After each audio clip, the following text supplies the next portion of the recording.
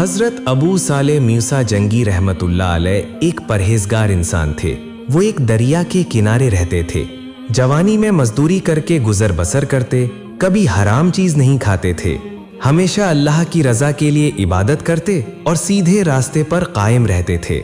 अचानक एक दिन वो बीमार पड़ गए। एक तरफ पेट की भूख और दूसरी तरफ बीमारी ने उन्हें परेशान कर दिया। दरअसल ये अल्लाह ताला की तरफ से एक आजमाइश थी। एक दिन हजरत अबू सालेह मूसा जंगी रहमतुल्लाह अलैह काम के लिए निकले। चलते चलते वो एक दरिया के किनारे पहुंचे। कई दिनों के भूखे होने की वजह से वो भूख और प्यास से निढाल थे, इसलिए वो वहीं आराम करने लगे। कुछ देर बाद जब वो पानी पीने के लिए दरिया के किनारे गए तो अचानक देखा कि न जाने कहां से एक सेब दरिया के बहाव में बहता हुआ आ रहा है। ये देखकर अबू सालेह मूसा रहमतुल्लाह अलैह ने वो सेब उठा लिया। भूख की शिद्दत इतनी बढ़ चुकी थी कि सोचने समझने की फुर्सत न मिली। भूखे होने के बावजूद उन्होंने वो सेब खा लिया और पेट भर कर पानी पिया। फिर अल्लाह का शुक्र अदा किया। लेकिन अचानक याद आया कि ये सेब तो मेरा नहीं है, ये किसी नामालूम शख्स का है। बगैर इजाजत खा लेना तो चोरी हुआ। उन्होंने दिल में कहा, या अल्लाह, मैंने भूख के मारे ये सेब खा लिया है, ना जाने ये किसका है। अब मेरा क्या होगा? कयामत के दिन में क्या जवाब दूंगा? मुझे तो उस शख्स से माफी मांगनी होगी। ये सोचकर उनके दिल में सख्त बेचैनी पैदा हो गई। वो अकेले अकेले कहते जा रहे थे, किसी ना किसी तरह इस सेब के मालिक को ढूंढ निकालूंगा और उससे माफी मांगूंगा। अगर मुमकिन हुआ तो उसकी कीमत भी अदा करूंगा। फिर वो सेब के दरख्त के मालिक को तलाश करने निकले। जिधर से सेब बहता हुआ आया था उसके मुखालिफ सिमत दरिया के किनारे किनारे चलने लगे। चलते चलते काफी रास्ता तय किया। आखिरकार दूर देखा कि चंद लोग खड़े हैं। उनके पास गए और पूछा, क्या आप बता सकते हैं दरिया के किनारे जो सेब का बाग है उसका मालिक कौन है? उन्होंने कहा, वो शख्स यहाँ से कुछ दूर रहता है, आगे जाओगे तो उसका घर देख लोगे। हजरत अबू सालेह मूसा जंगी रहमतुल्लाह अलैह फिर चल पड़े। कुछ दूर जाने के बाद दरिया के किनारे एक सेब का दरख्त देखा। वहां एक आदमी बैठा था। अबू सालेह मूसा रहमतुल्लाह अलैह ने उसे सलाम किया और पूछा, क्या ये दरख्त आपका है? उसने कहा, नहीं, मैं इसका मालिक नहीं। आगे जो घर नजर आ रहा है वहां इस दरख्त का मालिक रहता है। आप चाहें तो उससे मुलाकात कर सकते हैं। फिर हजरत अबू सालेह मूसा रहमतुल्लाह अलैह वहां से सीधे उस घर की तरफ रवाना हुए। करीब जाकर सलाम किया और पुकारा, क्या घर में कोई है? इतने में एक शख्स बाहर आया और बोला, क्या बात है, मुझे क्यों बुला रहे हो और आप कौन हैं? मैं तो आपको पहचान ना सका। हजरत मूसा जंगी रहमतुल्लाह अलैह ने कहा, क्या आप इस सेब के दरख्त के मालिक हैं? उसने कहा, जी हाँ, मैं ही इसका मालिक हूँ। तब हजरत अबू सालेह मूसा जंगी रहमतुल्लाह अलैह निहायत इज्जी के साथ बोले, आप मुझे मुआफ कर दीजिए। वो शख्स बोला, आप में कौन सा जुल्म किया है? किस बात की माफी? मैं तो कुछ समझा नहीं। हजरत मूसा जंगी रहमतुल्लाह अलैह ने कहा, कई दिन के भूखे होने की वजह से मैंने भूख की शिद्दत में आपके दरख्त का एक सेब खा लिया है। क्योंकि ये दरख्त आपका है और मैंने आपसे इजाजत नहीं ली, इसलिए आपसे माफी मांगने आया हूँ। ये सुनकर वो शख्स गौर से उन्हें देखने लगा और दिल में कहने लगा, कितना दियानतदार इंसान है कि सिर्फ एक सेब के लिए इतनी दूर से चलकर माफी मांगने आ गया। मैंने अपनी जिंदगी में बहुत से लोग देखे हैं, लेकिन ऐसा सच्चा और शरीफ आदमी कभी नहीं देखा। फिर उसने कहा, मैं तुम्हें मुआफ कर सकता हूँ, लेकिन एक शर्त पर। हजरत अबू सालेह मूसा रहमतुल्लाह अलैह ने कहा, मैं हर सजा बर्दाश्त करने के लिए तैयार हूँ। आप जो कहेंगे मैं वही करूँगा। उसने हल्की सी मुस्कुराहट के साथ कहा, चंद साल तक मेरे इस सेब के बाग में तुम्हें मजदूरी करना होगा। जब तक मैं मुआफ ना करूं तुम्हें यहीं रहना होगा। हजरत अबू सालेह रहमतुल्लाह अलैह ने कहा, मैंने चूंकि गलती की है और अल्लाह के हुजूर मुझे जवाब देना है, इसलिए जब तक मुआफ ना हो जाऊं मैं आपकी ये शर्त कबूल करता हूं। फिर अगले दिन से वो सेब के बाग में काम करने लगे। दिन पर दिन गुजरते गए। दरख्त के मालिक को उनके अखलाक और किरदार ने हैरान कर दिया। वो तन्हाई में कहने लगा, या अल्लाह, ना जाने ये लड़का कौन है।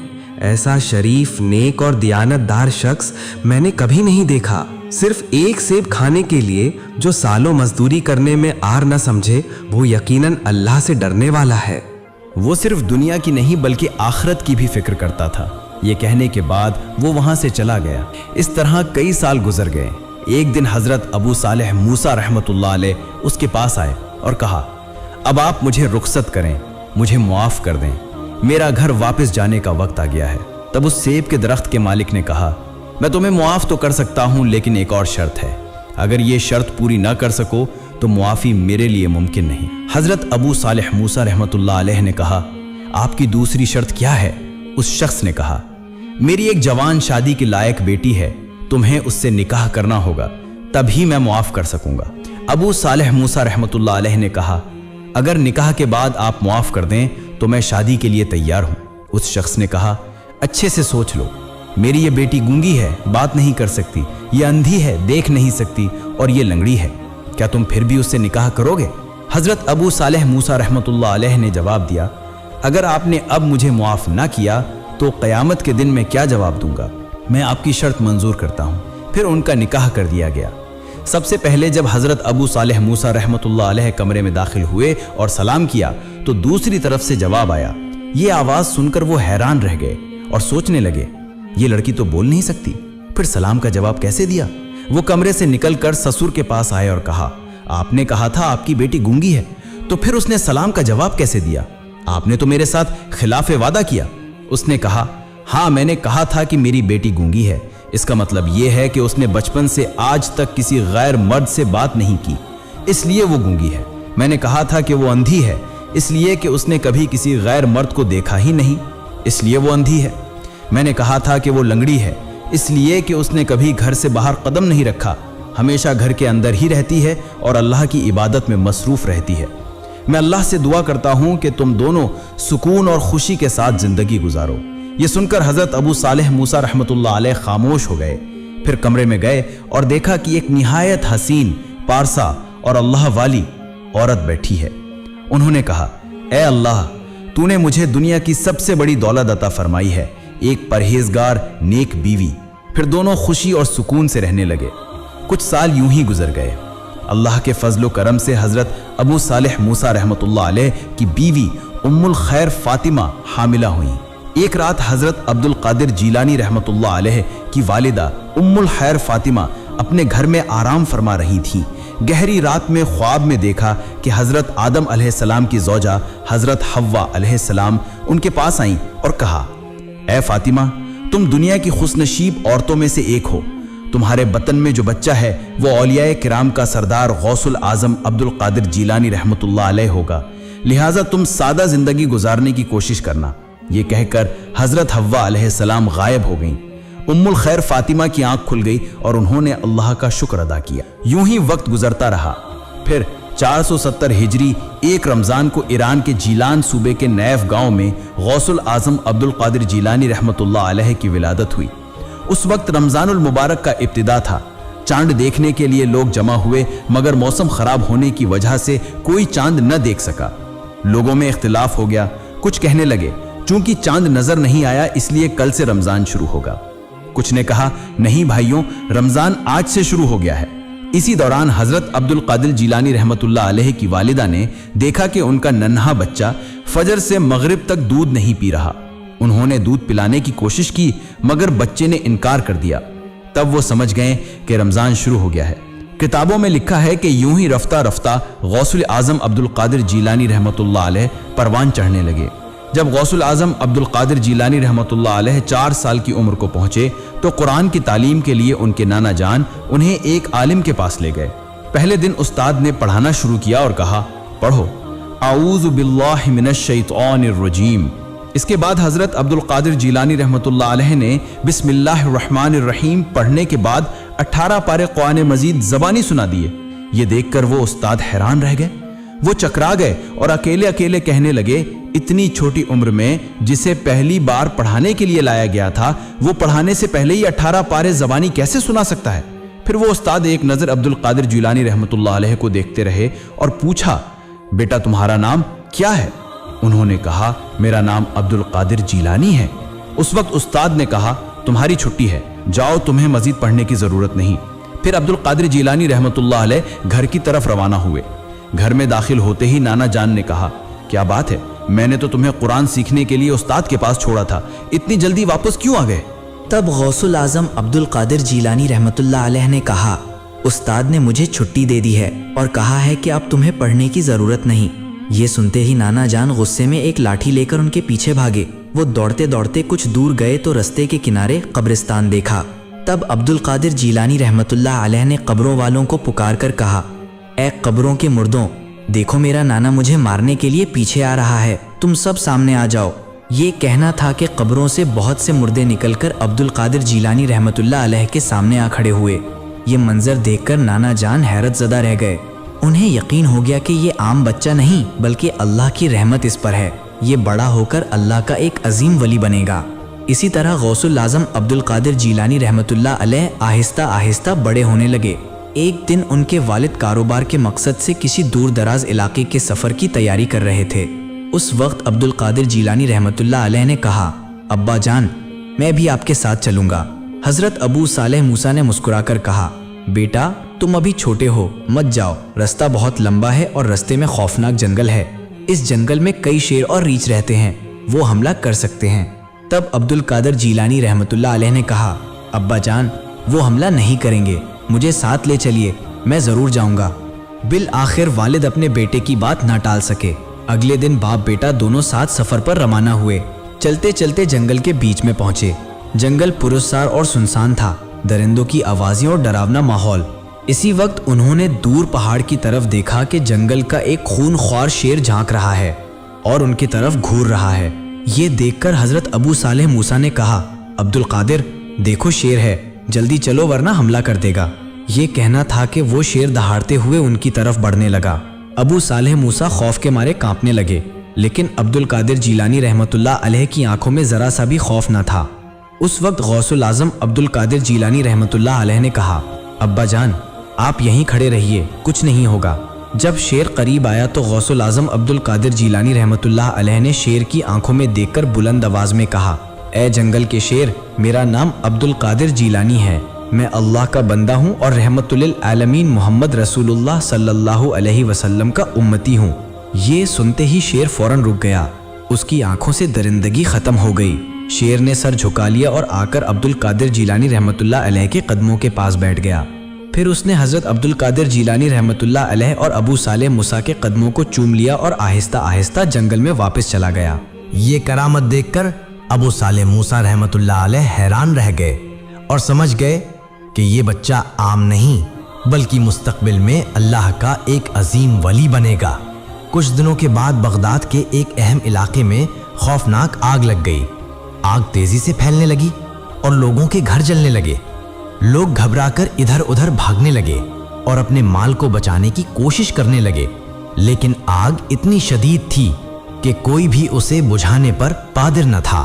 اس حالت میں سب لوگ حضرت عبد القادر جیلانی رحمۃ اللہ علیہ کے پاس دوڑ کر گئے اور عرض کیا، عبد القادر جیلانی آپ کچھ کیجئے، آگ ہماری جان و مال کو بالکل تباہ کر رہی ہے۔ تب حضرت عبد القادر جیلانی رحمۃ اللہ علیہ نے یہ خبر سن کر فرمایا، تم صبر کرو اور اللہ پر بھروسہ رکھو۔ پھر وہ فوراً جائے حادثہ کی طرف روانہ ہوئے۔ وہاں پہنچ کر دیکھا کہ سب کچھ تقریباً جل چکا ہے، صرف تھوڑا سا باقی ہے۔ تب حضرت عبد القادر جیلانی رحمۃ اللہ علیہ نے اللہ کے حضور دعا کی اور کہا، یا اللہ اگر تو چاہے تو سب کچھ ممکن ہے۔ یا اللہ تو نے نمرود کی آگ سے حضرت ابراہیم علیہ السلام کو بچایا تھا، آج بھی اپنی رحمت سے ہمیں بچا لے۔ یہ کہہ کر آگ کو حکم دیا، اے آگ رک جا، اللہ کے حکم سے اب تو کسی کو نقصان نہیں پہنچا سکتی۔ ان کے یہ کہتے ہی آگ رفتہ رفتہ بجھنے لگی۔ لوگ اپنی آنکھوں سے دیکھنے لگے کہ آگ رک گئی ہے اور شعلے مکمل طور پر بجھ گئے ہیں۔ یہ دیکھ کر سب حیرت زدہ رہ گئے۔ اس معجزے کو دیکھ کر جو لوگ غیر مسلم تھے وہ حضرت عبد القادر جیلانی رحمۃ اللہ علیہ کے ہاتھ پر مرید ہو گئے اور اللہ پر کامل ایمان لے آئے۔ یوں ہی عبد القادر جیلانی رحمۃ اللہ علیہ بچپن سے بڑے ہوئے اور اللہ کے ولی بن گئے۔ وہ ہمیشہ اللہ کی عبادت میں مشغول رہتے تھے۔ ایک دن غوث الاعظم عبد القادر جیلانی رحمۃ اللہ علیہ گہرے جنگل کی ایک سنسان جگہ پر اللہ کی عبادت کر رہے تھے۔ اسی وقت ایک عجیب اور خوفناک شکل کا آدمی نمایاں ہوا۔ یہ دیکھ کر آپ رحمت اللہ علیہ حیران ہو گئے اور سوچنے لگے کہ اس سنسان جنگل میں انسان کا کوئی نشان نہیں، یہ کیسا شخص آ گیا؟ وہ عجیب شکل کا آدمی آہستہ آہستہ قریب آ کر بولا، اے عبد القادر جیلانی، تم تو اللہ کے خاص بندے ہو، تو پھر اس گہرے جنگل میں کیا کر رہے ہو؟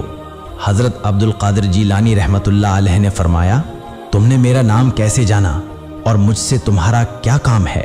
وہ عجیب شکل کا آدمی زور زور سے ڈراونی ہنسی ہنسنے لگا اور کہا، میں تمہیں خوش آمدید کہنے آیا ہوں۔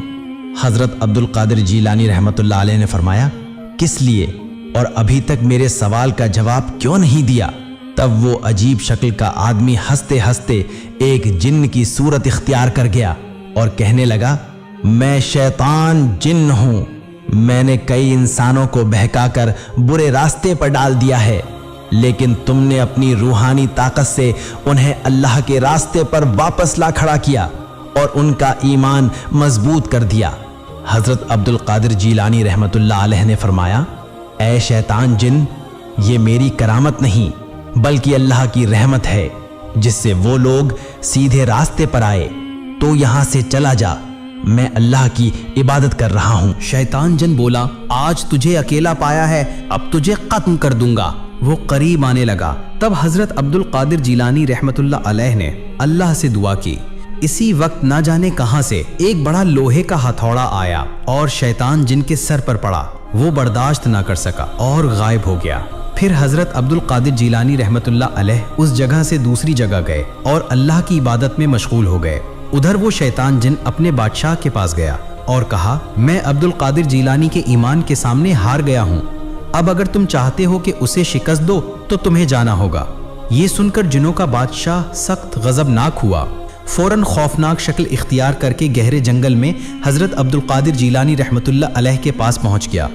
حضرت عبد القادر جیلانی رحمت اللہ علیہ نے فرمایا، اے شیطان، یہاں سے چلا جا، میں اللہ کی عبادت کر رہا ہوں۔ لیکن وہ شیطان جن کسی بات کا جواب دیے بغیر حضرت عبد القادر جیلانی رحمت اللہ علیہ کی طرف آگ کے گولے پھینکنے لگا، مگر ان کا کوئی نقصان نہ کر سکا۔ آگ کے گولے درمیان میں ہی ختم ہو گئے۔ پھر اس شیطان جن نے اپنی ساری طاقت لگا کر دوسرا حملہ کرنا چاہا۔ تب حضرت عبد القادر جیلانی رحمت اللہ علیہ نے اللہ سے دعا کی۔ دعا کے ساتھ ہی اچانک ایک سوار تلوار لے کر گھوڑے پر نمایاں ہوا اور اس شیطان جن پر حملہ کرنے لگا۔ یہ دیکھ کر وہ شیطان جن ڈر کے مارے دوبارہ غائب ہو گیا۔ اسی وقت وہ سوار بھی غائب ہو گیا۔ حضرت عبد القادر جیلانی رحمت اللہ علیہ سمجھ گئے کہ یہ دراصل اللہ کی مدد تھی۔ پھر آپ رحمت اللہ علیہ اس جگہ سے نکل کر ایک اور سنسان مقام پر تشریف لے گئے اور وہاں قرآن کی تلاوت شروع کر دی۔ اسی رات بارش شروع ہو گئی۔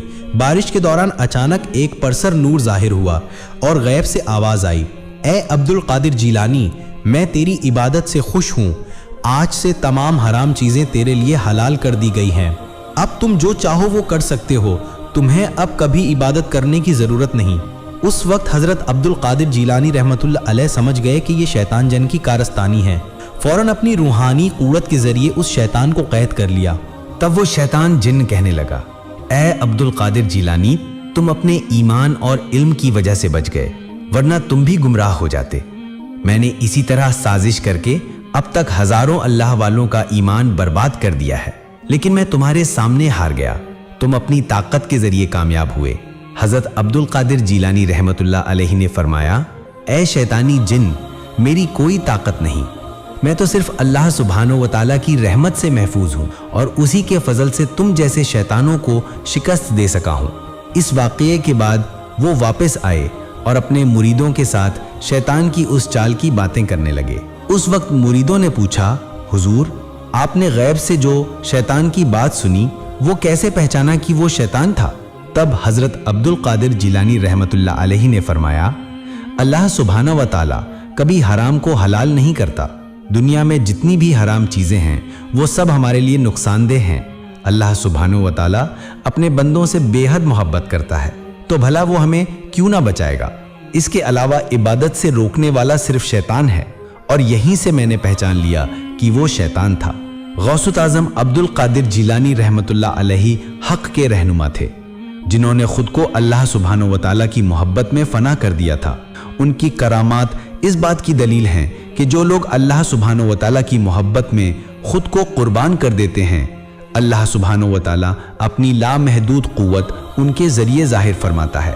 اللہ سبحانہ و تعالیٰ ہم سب کو غوث العظم کی تعلیمات پر چلنے کی توفیق عطا فرمائے، آمین۔